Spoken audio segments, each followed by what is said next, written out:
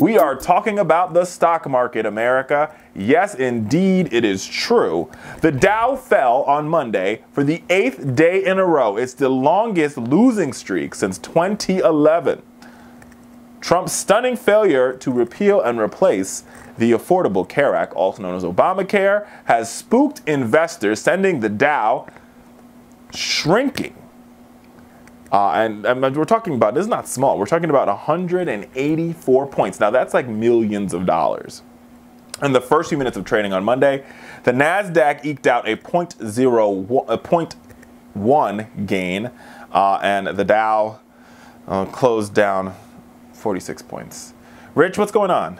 So this is an interesting kind of story. We didn't really expect that the stock market would be so volatile with Donald Trump as president, but there are a lot of reasons why this is happening. One, like the article mentioned, the Affordable Care or the American Health Space Care Act was a failure. It did not pass. It did not get a vote. And investors are obviously pretty bearish about that. Now, on the other side of the coin, a couple things that Trump has going for him and has going against him. The thing he has going against him is investors are generally risk averse. And he has been someone who, you know, by and large, we've seen he is willing to do random things at any point that are unpredictable and could have implications for the stock market. Here's the thing. I think, you know, I think the reason why the stock market has seen such a boom since he's been president has to do with a couple things. One has to do with his cabinet, right, who is a very Wall Street-centered, focused cabinet. We have a lot of folks from Morgan Stanley, a lot of folks from JP Morgan. Goldman Sachs. Goldman Sachs. A lot going on there, right? So that's thing number one. I think number two is that he's committed to sort of deregulating and deregulating to a lot, not all. Wall Street's favorite word. Yeah, they love it because it means that these companies can bring in more profits without any common sense rules of the road. And so they love these things, which is why we've seen this boom. But, as my mom would say, when the rubber met the road, which for the first time we saw the rubber actually meeting the road was the first big thing that Donald Trump was going to get done was this Affordable Health Space Care Act, or the American Health Space Care Act. And when that flamed out, investors were like, okay, wait a minute. This flamed out. This is bad. Like, but boy, it's a sign of things to come. This is absolutely, it's a sign of things to come because remember, the House ain't going to change until 2018. And so if he can't get the the American Health Space Care Act done, which clearly they didn't seem to, he couldn't get it done.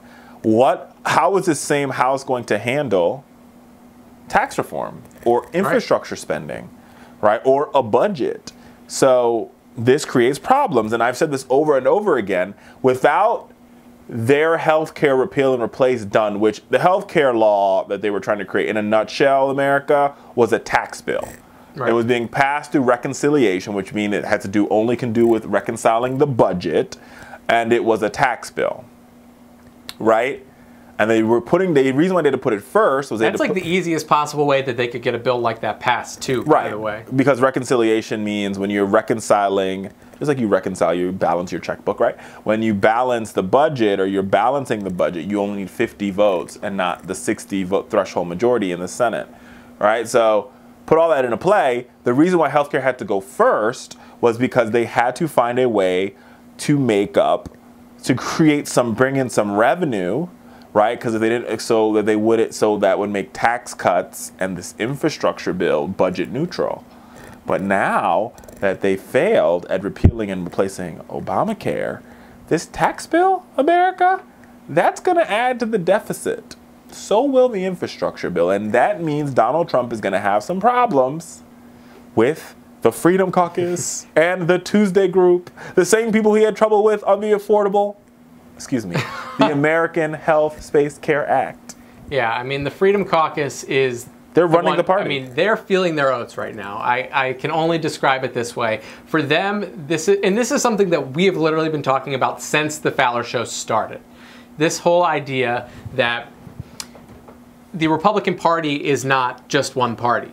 There are many different subsects, and you've actually kind of seen these different classes of the Republican Party come in different decades. You know, you had your Tea Party people, you know... Which are you? So the Tea Party people, like they're not all like not all the Freedom Caucus people are Tea Party people, but I would say. But they all entered Congress around the same time. Yes. So they've never, the Republicans have never, these Republicans, a 90, I would say 60 or 70% of them, have never actually been in Congress when they had to govern. They've only been in Congress when they've had to be the opposition. And all you got to do is vote no. And when you're opposition, you just got to vote no. And now it's really hard to get them to vote yes because they're so used to voting no. All right. I mean, it's very easy for them to agree upon being anti-Democrat, but when it comes time to, I mean, because there are major differences policy-wise between someone like the Freedom Caucus and, you know, maybe your middle-of-the-road, standard, moderate, conservative person, you know, or your Tea Party maniac. Like, they all have different values. There's the libertarian Republicans. They all actually don't want the same thing.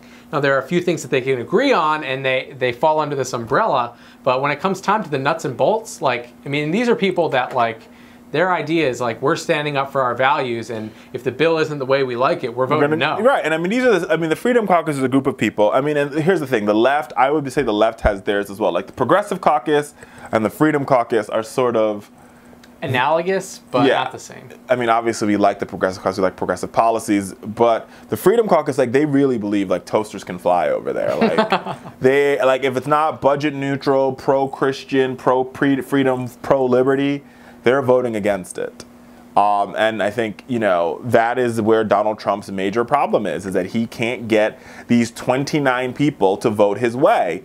And what makes this even more complicated is when he goes in and he attacks them. So we saw him do that this week where he tweeted that it's the Freedom Caucus and the Democrats causing the problem. You would never ever think there'd be a time where you put Freedom Caucus and Democrats in the same sentence.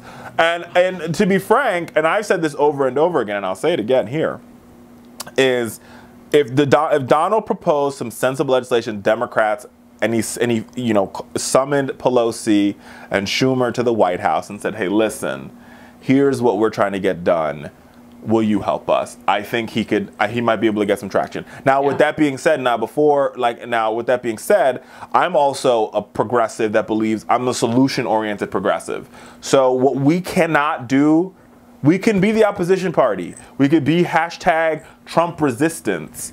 But a resistance with no message and a resistance with no solutions is not an answer. So if you are yes resistance, F Donald Trump, the truth of the matter is that the Affordable Care Act is, if whether we like it or not, is going to fall apart, right? If Trump has his way, it will fall apart. So what we should be doing is we should be writing laws, writing bills. They might not become laws, but let's write bills and be like, here's a bill on how to fix it. You want to pass infrastructure, Mr. President? Here's an infrastructure bill that we will vote on. You want tax reforms? Remember, Barack Obama also talked about tax reform. Here's a tax bill that we'll vote on.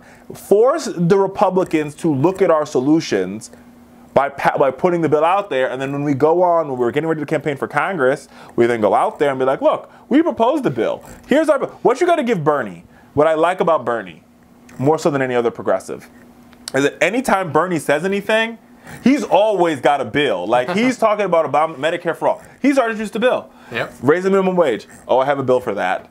Right? And like, that's how we need to do it. We can't just be anti, and I hate when we do this. We're always anti, and we're not for anything. If we have a problem with Gorsuch, then even though Trump's not going to pick another person, we should have come out with a list of Republican judges that we are willing to work with. Yeah.